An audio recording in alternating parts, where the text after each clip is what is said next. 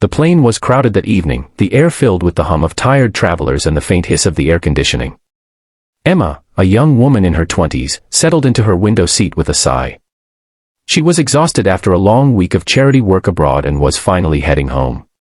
Just as she closed her eyes, she heard the piercing cry of a baby from the row ahead. The sound was sharp, desperate, a child in distress. Passengers began to frown, some covering their ears, others muttering complaints. But Emma didn't. She looked up and saw a man struggling to calm the little baby in his arms. His expression was one of panic and helplessness. He bounced the child gently, whispered something, and even offered a bottle, but nothing worked.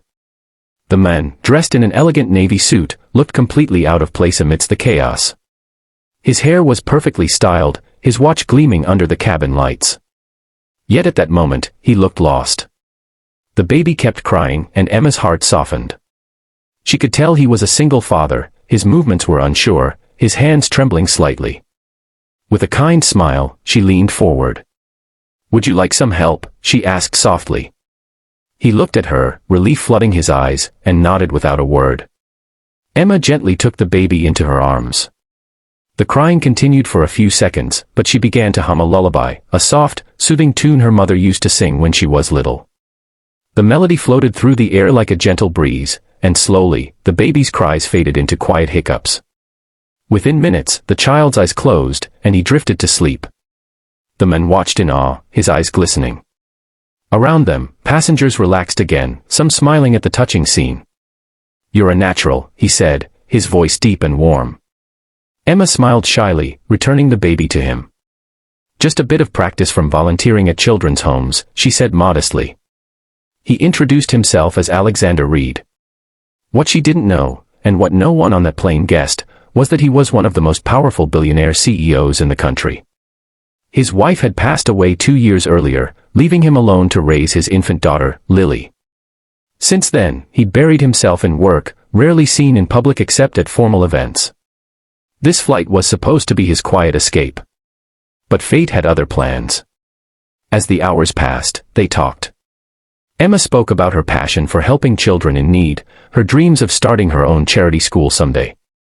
Alexander listened, genuinely captivated. Her voice carried warmth and hope, something he hadn't felt in a long time. He told her about his daughter, how much he missed his late wife, and how hard it had been to balance business with fatherhood. For the first time in years, he found himself opening up. When the plane finally landed, Emma stood to leave, thinking this would be the end of their brief encounter. She gave a polite smile, waved at the sleeping Lily, and turned toward the exit. But as she stepped off, she heard Alexander call out, "Wait." He caught up to her near the gate, slightly out of breath, holding his daughter close.